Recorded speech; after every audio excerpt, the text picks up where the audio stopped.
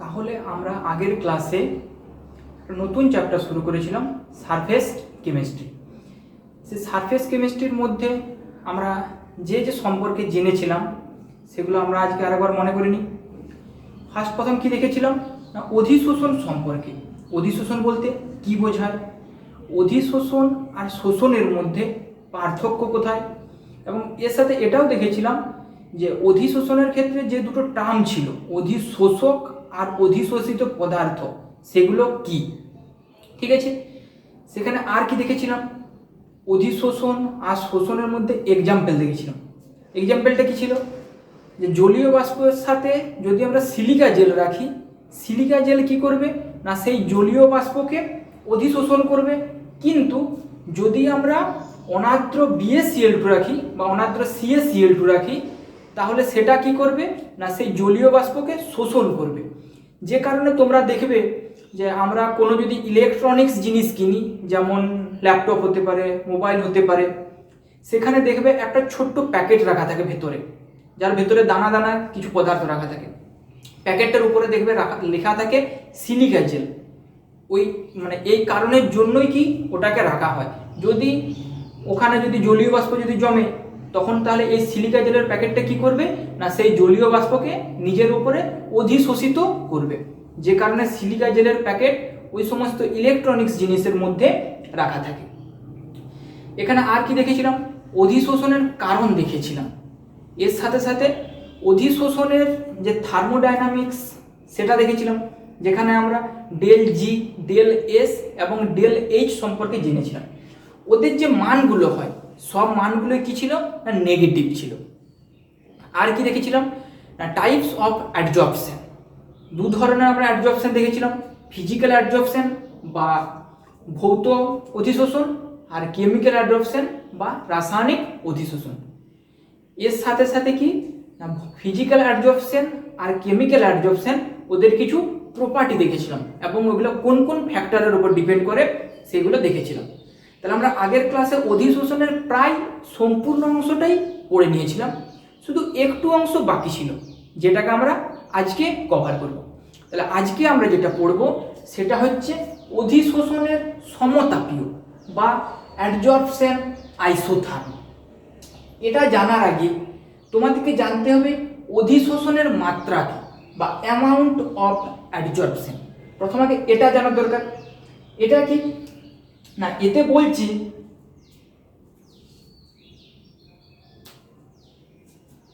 যে 1 গ্রাম কোন একটা কঠিন পদার্থ যে পরিমাণ গ্যাসকে অধিশোষিত করতে পারে তাকেই আমরা বলি অধিশোষণের মাত্রা। কি বললাম, 1 গ্রাম কোনো একটা কঠিন পদার্থ যে পরিমাণ গ্যাসকে শোষণ করবে সেটাই হবে অধিশোষণের মাত্রা। ঠিক আছে, ধরো m গ্রাম কোনো একটা সলিড যদি x গ্রাম গ্যাসকে যদি শোষণ করে, তাহলে m গ্রাম কোনো একটা সলিড কি করছে না, x গ্রাম গ্যাসকে শোষণ করছে।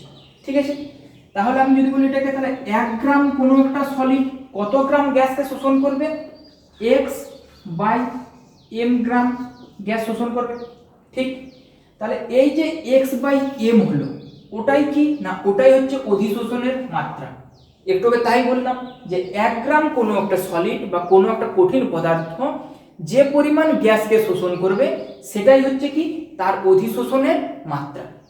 তাহলে অধিশোষণের মাত্রাকে আমরা x বাই m এটা দ্বারা প্রকাশ করতে পারি। ঠিক আছে, বোঝা গেছে। এরপরে দেখো, এই যে অধিশোষণের এই যে অ্যাডজর্পশন আইসোথার্ম, এটা দু ধরনের হতে পারে। দু ধরনের কি কি সেটা দেখো।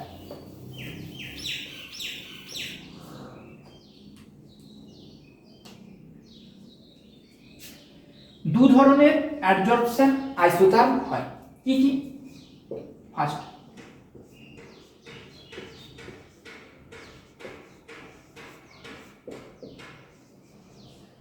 ফ্রেন্ডলিচ অ্যাডজর্পশন আইসোথার্ম।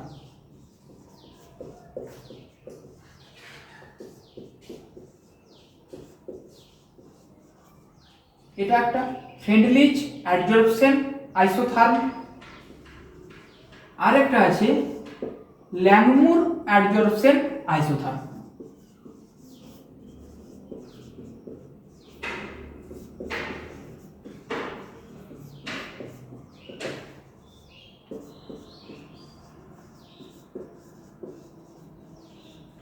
এই দু ধরনের অ্যাডজর্পশন আইসোথার্ম হয়, ফ্রেন্ডলিজ অ্যাডজর্পশন আইসোথার্ম আর ল্যাংমুর অ্যাডজর্পশন আইসোথার্ম। আমাদের যে সিবিএসসি বোর্ড সেখানে এই দুটোই সিলেবাসের মধ্যে আছে, কিন্তু আমাদের যে ওয়েস্ট বেঙ্গল বোর্ড এখানে শুধুমাত্র ফ্রেন্ডলিজ অ্যাডজর্পশন আইসোথার্ম এটা সম্পর্কেই আছে। তাহলে আজকে আমরা কি শুধুমাত্র যে ফ্রেন্ডলিজ অ্যাডজর্পশন আইসোথার্ম হয় এটা সম্পর্কে ডিটেলসে পড়ব। তাহলে দেখো ফ্রেন্ডলিজ অ্যাডজর্পশন আইসোথার্ম। এই যে ফ্রেন্ডলিজ অ্যাডজর্পশন আইসোথার্ম এটা কি না, বিজ্ঞানী ফ্রেন্ডলিজ এক্সপেরিমেন্টের দ্বারা একটা এম্পিরিক্যাল ইকুয়েশন বের করেছিলেন। তিনি কিন্তু সেই ইকুয়েশনটা ডিরাইভ করেননি। সেই যে ইকুয়েশনটা তিনি বলেছিলেন সেই ইকুয়েশনটা কেমন ছিল না, ইকুয়েশনে ছিল যে x/m অর্থাৎ যে অধিশোষণের মাত্রা সেটা প্রপোর্শনাল হবে চাপের, প্রেসারের 1/n পাওয়ারের সাথে। তাহলে x/m প্রপোর্শনাল p⁴ 1/m। আমরা যদি প্রপোর্শনাল চিহ্নটা যদি তুলে দিই তাহলে কি আসবে, একটা ধ্রুবক আসবে।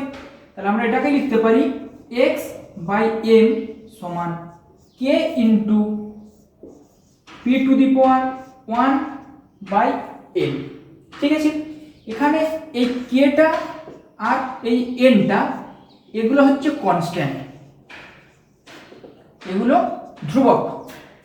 ঠিক আছে, এগুলো ধ্রুবক। এই ধ্রুবকগুলো কার উপরে নির্ভর করে না, আমরা যেরকম গ্যাস ব্যবহার করব সেই গ্যাসের নেচারের উপর নির্ভর করবে। তাহলে যেরকম গ্যাসের প্রকৃতি হবে এদের মানগুলো সেরকম হতে থাকবে। তাহলে গ্যাস যদি চেঞ্জ হতে থাকে এদের মানও চেঞ্জ হতে থাকবে। বোঝা গেছে? তাহলে ফ্রেন্ডলিজ যে ইকুয়েশনটা দিয়েছিলেন ইকুয়েশনটা হচ্ছে এটা। তোমাদের ইকুয়েশনটা পরীক্ষাতে প্রচুর জিজ্ঞেস করে। ঠিক আছে, তাহলে এটা হচ্ছে কি ফ্রেন্ডলিজ অ্যাডজর্পশন আইসোথার্ম তার ইকুয়েশন এটা। ঠিক আছে, এই অ্যাডজর্পশন আইসোথার্মে ফ্রেন্ডলিজ কি করেছিলেন না, একটা গ্রাফ প্লট করেছিলেন। গ্রাফটা কার কার মধ্যে প্লট করেছিলেন না, x/m অর্থাৎ অধিশোষণের মাত্রা আর প্রেসার এদের মধ্যে একটা গ্রাফ প্লট করেছিলেন। তাহলে এখন আমরা ওই গ্রাফটা দেখব যে তিনি গ্রাফটা কেমন প্লট করেছিলেন। তাহলে দেখো গ্রাফটা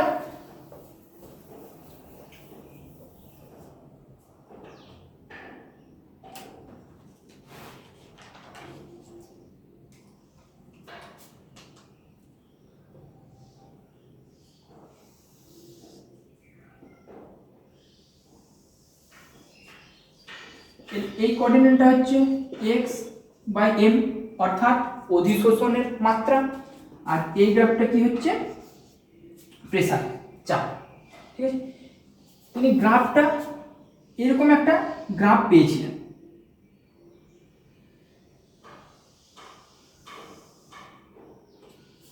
ঠিক আছে, এরকম একটা গ্রাফ তিনি পেয়েছিলেন। এই গ্রাফটা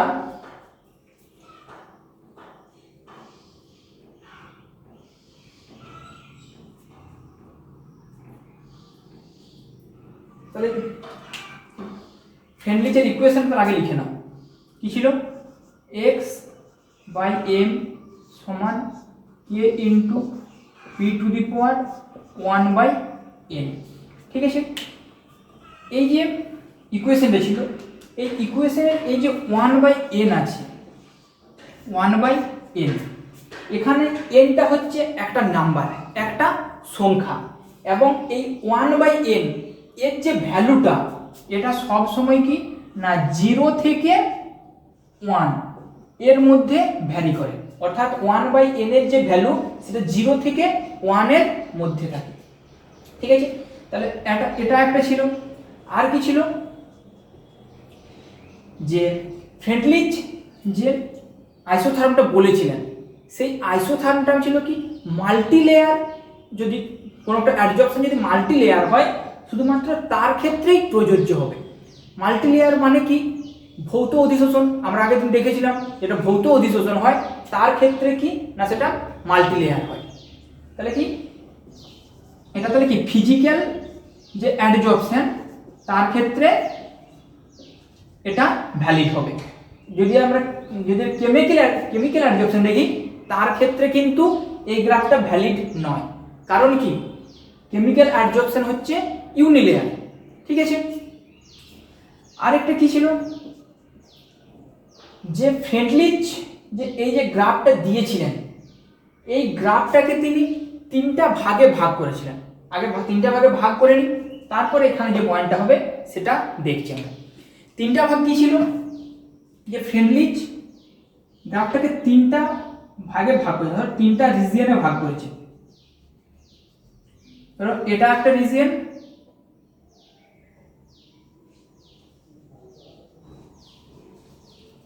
এটা একটা, এটা একটা।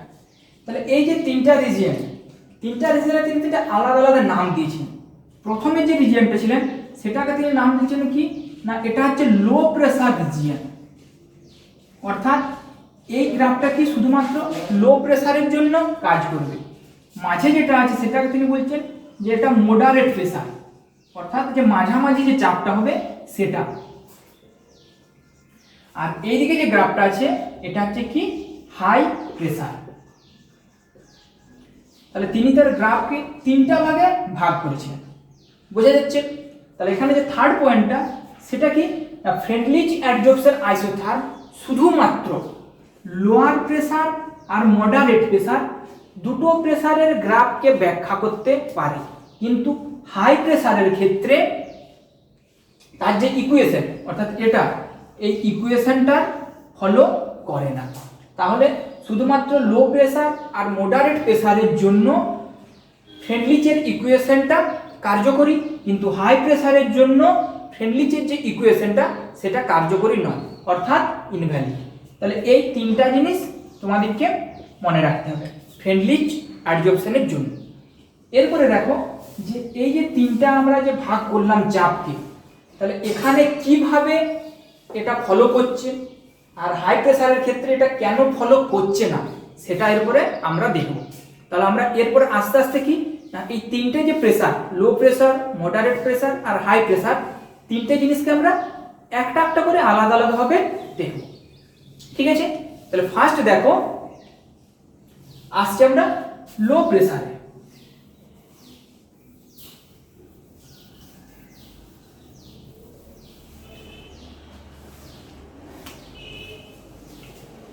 ফার্স্ট দেখো লো প্রেসারের ক্ষেত্রে কি হচ্ছে। যখন লো প্রেসার হয় তখন যে এন এর ভ্যালুটা, এই এন এর ভ্যালুটা হয় 1।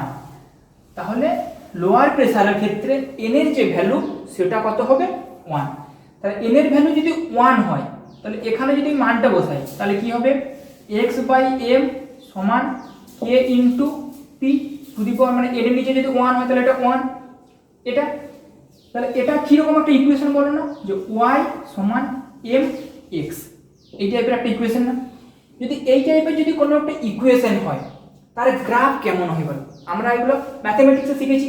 এরকম যদি কোনো একটা ইকুয়েশন হয় তাহলে এটা y অ্যাক্সিস, এটা x অ্যাক্সিস, তার গ্রাফ কেমন হয় না মূল বিন্দুগামী একটা স্ট্রেট লাইন পাওয়া যায়। ঠিক, তাহলে লোয়ার প্রেসারের ক্ষেত্রে দেখো যে গ্রাফটা আছে সেই গ্রাফটা দেখো মানে কি মোটামুটি কি না একটা স্ট্রেট লাইনের মতোই। দেখো গ্রাফটা মোটামুটি কি একটা স্ট্রেট লাইন এতটা পর্যন্ত, তার মানে কি, এবং সেটা কি মূল বিন্দুগামী। তার মানে কি দেখা যাচ্ছে যে এই যে ইকুয়েশনটা, ওই ইকুয়েশনটা কি না যে গ্রাফটা আছে সেই গ্রাফটাকে ব্যাখ্যা করতে পারছে। তার মানে কি হচ্ছে যে ফ্রেন্ডলিজ ওর যে অ্যাডজর্পশন যে আইসোথার্মটা সেটা কি ভ্যালিড। কারণ কি ইকুয়েশনটা যেরকম হয়েছে গ্রাফটাও কি ঠিক সেই রকম। তার মানে কি লো প্রেসারের ক্ষেত্রে অ্যাডজর্পশনের যে গ্রাফটা সেটা ভ্যালিড। বোঝা গেছে? যদি আমরা এরপরে মডারেট প্রেসারের ক্ষেত্রে দেখি, তাহলে এরপরে দেখো সেকেন্ড, যদি আমরা মডারেট প্রেসারের ক্ষেত্রে দেখি,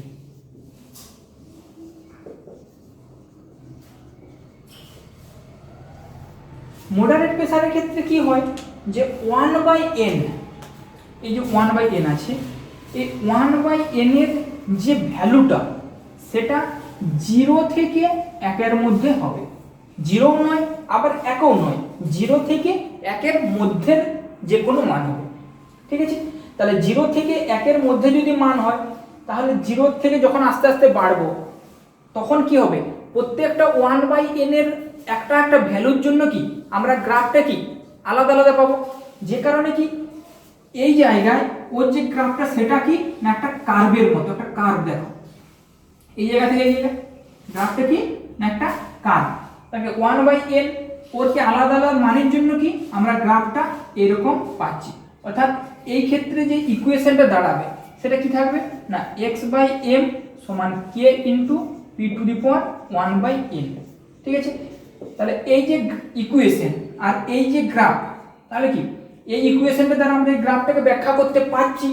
যে কারণে কি তখনও তার মডারেট প্রেসারের ক্ষেত্রেও কি যে ফ্রেন্ডলিচের যে আইসোথার্ম সেটা কি ভ্যালিড, কারণ ইকুয়েশন যেরকম হচ্ছে গ্রাফটাও কি আমরা সেরকম পাচ্ছি। তাহলে লোয়ার প্রেসার আর মডারেট প্রেসার দুটো প্রেসারের ক্ষেত্রে কি দেখলাম যে ফ্রেন্ডলিচের যে আইসোথার্মিক যে গ্রাফটা সেটা ভ্যালিড। কিন্তু আমরা যদি হাই প্রেসারের ক্ষেত্রে দেখি তখন কিন্তু ভ্যালিড নয়। কি করে ভ্যালিড নয় দেখো, তাহলে ধরো আমরা থার্ড দেখছি হাই প্রেসারের ক্ষেত্রে।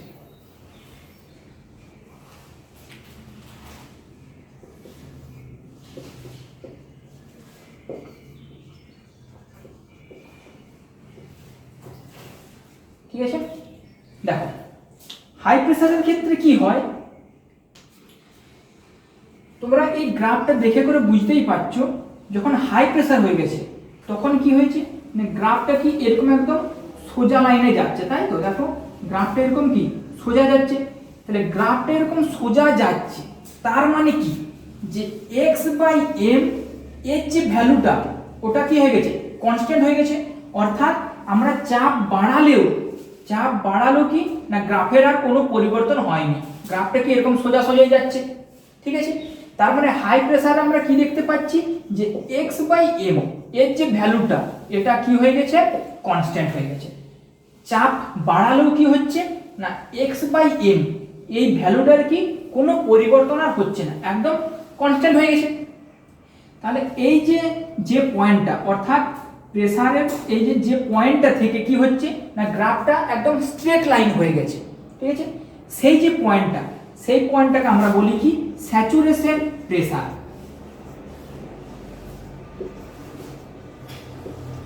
স্যাচুরেশন প্রেসার বা এটাকে আমরা বলি সম্পৃক্তকরণ চাপ।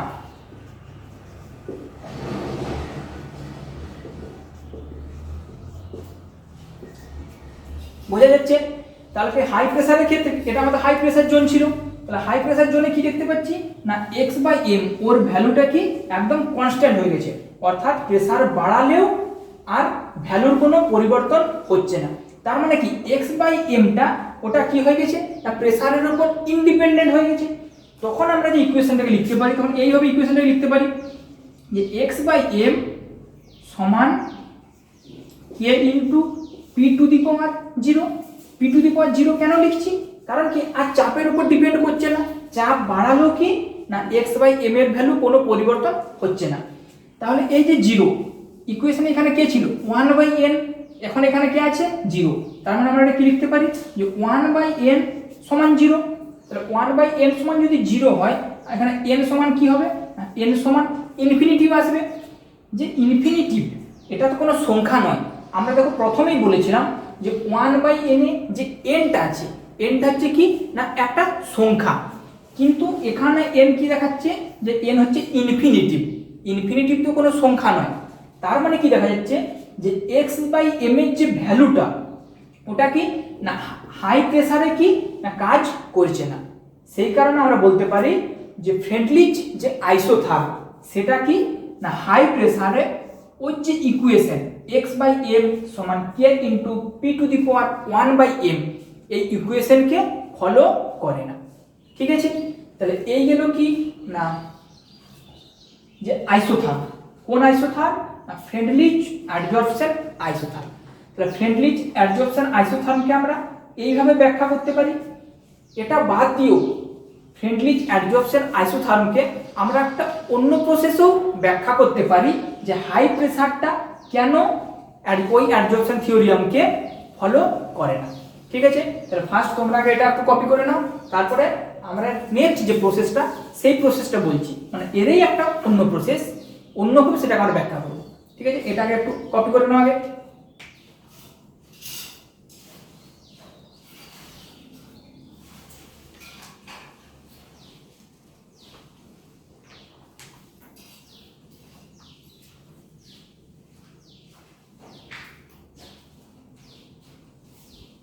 ঠিক আছে, তাহলে দেখো যে ফ্রেন্ডলিজ অ্যাডজর্পশন আইসোথার্মকে আমরা অন্যভাবে অন্য প্রসেস দ্বারা কিভাবে ব্যাখ্যা করতে পারি।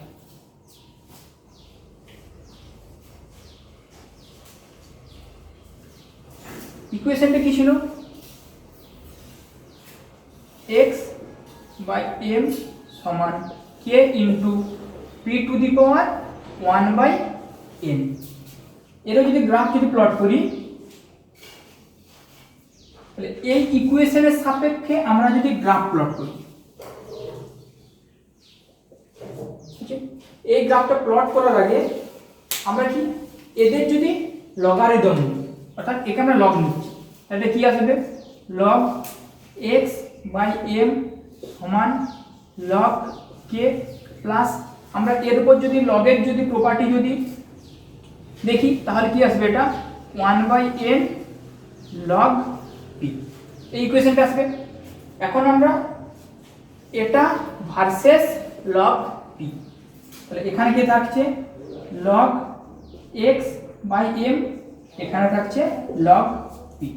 যদি এর আমরা গ্রাফ দেখি, এই গ্রাফটা আমরা এরকম একটা গ্রাফ পাই। দেখো তোমরা বুঝতেই পারছো কি y সমান c প্লাস mx, তাহলে y সমান mx প্লাস c, এরকম যদি কোনো যদি ইকুয়েশন হয় তার গ্রাফ কেমন হবে? একটা স্ট্রেট লাইন হবে, কিন্তু না মূল বিন্দুগামী নয়, কিন্তু একটা স্ট্রেট লাইন। ঠিক আছে, এটা তাহলে এই যে গ্রাফটা পাচ্ছি, এই গ্রাফের নতিটা কত? স্লোপ। নতিকে আমরা এমটাকে কি বলি? নতি বলি। তাহলে এখানে আমাদের এম এর মান কোনটা? 1/n।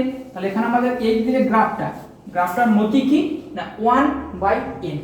তাহলে এই যে গ্রাফটা আমরা পাচ্ছি, এই গ্রাফটা কি না আমাদের থিওরিটিক্যাল গ্রাফ।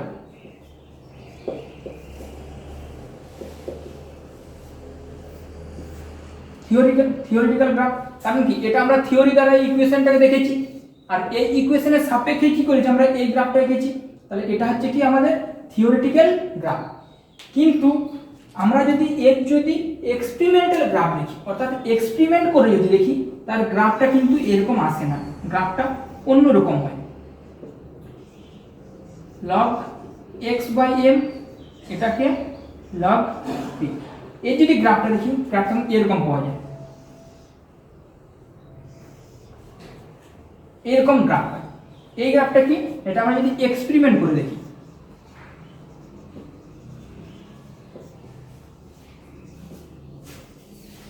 এক্সপেরিমেন্ট যদি আমরা এরকম গ্রাফ পাই, কিন্তু আমরা যদি থিওরিটিক্যাল দেখি আমরা এরকম গ্রাফ পাই। এবার দেখো এটা কেন এরকম হচ্ছে। তার মানে দেখো যদি এই যে গ্রাফটা, এই গ্রাফটার মধ্যে কি এর গ্রাফটার কিছুটা এরকম, তার মানে কি যে লোয়ার প্রেসারের ক্ষেত্রে যেটা হচ্ছে লো প্রেসারের ক্ষেত্রে গ্রাফটা এরকম ফলো করছে, কিন্তু যখন আমরা হাই প্রেসারের দিকে যাচ্ছি তখন কিন্তু গ্রাফটা আর এরকম হচ্ছে না, তাই তো? তাহলে এই যে আমরা যদি এই হাই প্রেসারের জন্য যে গ্রাফটা পেয়েছি, অর্থাৎ এটা থেকে এই গ্রাফটা, তাহলে এর যদি আমরা স্লোপ দেখি, যদি নতি দেখি, এর নতি কত হবে? এর নতি কত? 0 হবে না, কারণ কোনো একটা যদি এরকম স্ট্রেট লাইন যদি হয় তার নতি সবসময় কি হয়? 0 হয়। তাহলে এখানে আমাদের নতি কি ছিল 1/n, এখানের নতি কত 0, তার মানে আমরা কি লিখতে পারি 1/n সমান 0 লিখতেই পারি। তাহলে 1/n সমান যদি 0 হয় তাহলে n সমান কত হবে ইনফিনিটি হবে। একটু আগে যখন আগের প্রসেসটা দেখছিলাম তখনও কি দেখেছিলাম 1/n সমান 0 আর n এর মান ইনফিনিটি। ইনফিনিটি কোনো একটা সংখ্যা নয়, কিন্তু nটা কি হতে হবে একটা সংখ্যা হতে হবে, যে কারণে কি আমরা যদি এইভাবেও যদি দেখি তখনও কি দেখতে পাচ্ছি যে ফ্রেন্ডলিচ আইসোথার্ম ওটা হাই প্রেসারের ক্ষেত্রে কি প্রযোজ্য নয়। তাহলে এই দেখো যে এই যে পয়েন্টটা, এই পয়েন্টের কি নাম ছিল আমরা আগেও একটু আগে দেখলাম স্যাচুরেশন প্রেসার, অর্থাৎ যে প্রেসারের পর থেকে কি হয়ে যায় না x/m এর ভ্যালুটা আর প্রেসারের উপর ডিপেন্ড করবে না, সেই যে প্রেসারের যে পয়েন্টটা সেটাকে আমরা বলি কি স্যাচুরেশন প্রেসার বা সম্পৃক্তকরণ চাপ। তাহলে বোঝা গেছে যে আমরা এইভাবেও যে ফ্রেন্ডলিচ অ্যাডজর্পশন আইসোথার্ম আছে তাকেও ব্যাখ্যা করতে পারি, বা আমরা আগের গ্রাফটা দিয়েও ব্যাখ্যা করতে পারি। যে কোনো গ্রাফ দিয়ে তোমরা করতে পারো, log x/m versus log b এটা দিয়ে করতে পারো, বা x/m ভার্সেস p এটা দিয়ে করতে পারো, কিন্তু খেয়াল রাখবে কোন ক্ষেত্রে কোন গ্রাফটা আসছে, ঠিক আছে। এরপরে দেখো তাহলে এই গেল কি না এই ফ্রেন্ডলিচ অ্যাডজর্পশন আইসোথার্মের পুরো ডিটেলস আলোচনা করে দিলাম, ঠিক আছে। এখান থেকে তোমাদের এই গ্রাফগুলো আঁকতে দিতে বলে আর জিজ্ঞেস করে যে অ্যাডজর্পশন ফ্রেন্ডলিচ অ্যাডজর্পশন আইসোথার্ম এটা কোন প্রেসারের ক্ষেত্রে প্রযোজ্য হয় বা হাই প্রেসারের ক্ষেত্রে এটা কেন প্রযোজ্য হয় না, এদের ইকুয়েশনটা জিজ্ঞেস করে। এখানে আমরা আরেকটা জিনিস করব, সেটা কি না এই ইকুয়েশনটাকে আমরা টেম্পারেচারের সাথে রিলেট করে দেখব, অর্থাৎ যে অধিশোষণের মাত্রা আছে x/m ওকে আমরা টেম্পারেচারের সাথে একটু রিলেট করে দেখব যে কি হবে। ধরো তোমাকে আমি এটা একটা গ্রাফ x/m এটা তোমাকে গ্রাফটা ধরো দিয়ে দিলাম প্রেসার, এখানে ধরো আমি তিনটে টেম্পারেচার নিচ্ছি,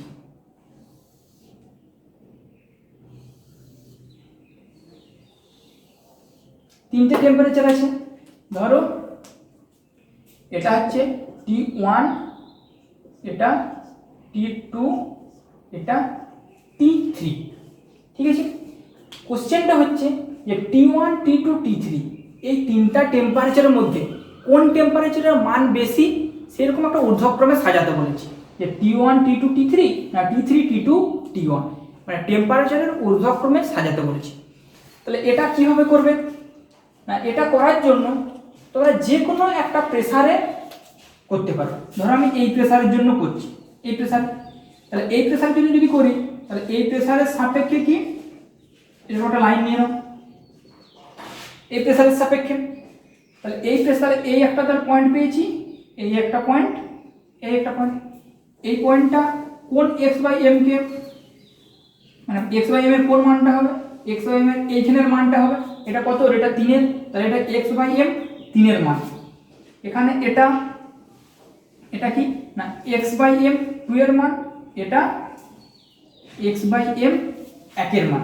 তাহলে এখান থেকে দেখতেই পাচ্ছ কোন x/m এর মানটা বেশি, 1 এর বেশি, তারপরে 2 এর, তারপরে 3 এর। তার মানে যদি x/m এর যদি অর্ডার দেখি তাহলে x/m এর 1 সবচেয়ে বেশি হবে, x/m তারপরে 2 তারপরে x/m 3, ঠিক আছে। এরপরে বলো যে x/m ওটা কি ছিল, x/m আমরা কি দেখেছিলাম যে কোনো একটা কঠিন পদার্থ কতটা গ্যাসকে শোষণ করতে পারে, অর্থাৎ অধিশোষণের মাত্রা, সেটাই কি ছিল x/m। আর আমরা এখানে এটাও দেখলাম যে ফ্রেন্ডলিচ যে অ্যাডজর্পশন আইসোথার্ম ওটা কার জন্য ভ্যালিড, ওটা হচ্ছে কি না যে ফিজিক্যাল অ্যাডজর্পশন হবে তার জন্য ভ্যালিড, ফিজিক্যাল অ্যাডজর্পশন তার জন্য কি না এই আইসোথার্মটা ভ্যালিড হয়। আর আগের ক্লাসে দেখেছিলাম যে ফিজিক্যাল যে অ্যাডজর্পশন সেটা কি যে টেম্পারেচার বাড়ার সঙ্গে সঙ্গে অ্যাডজর্পশনে কি হতে থাকে না কমতে থাকে, এটা আগের দিন দেখেছিলাম।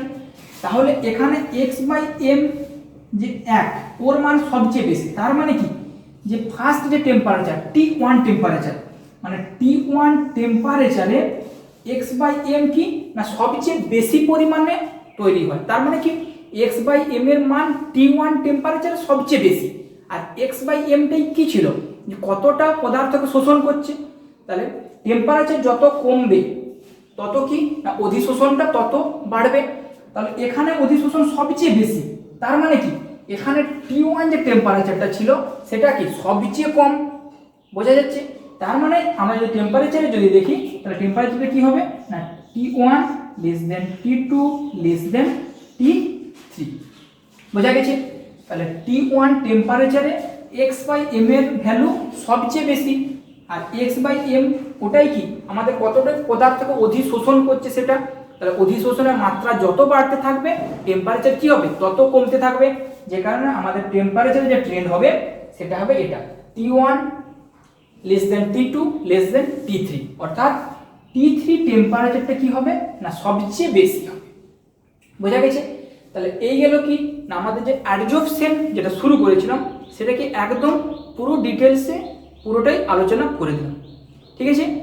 আর আমাদের অ্যাডজর্পশনের যে আরেকটা থিওরিয়াম ছিল যেটাকে আমরা বলেছিলাম ল্যাংমুর অ্যাডজর্পশন আইসোথার্ম, ওটা আমাদের সিলেবাসে নেই, যে কারণে ওটা আমরা আর বলছি না। তাহলে এই অ্যাডজর্পশন আইসোথার্ম সম্পর্কে মোটামুটি ভালো করে পড়বে। আজ তাহলে এতটাই থাক, পরের দিন কি আমরা অন্য একটা টপিক নিয়ে আলোচনা করব।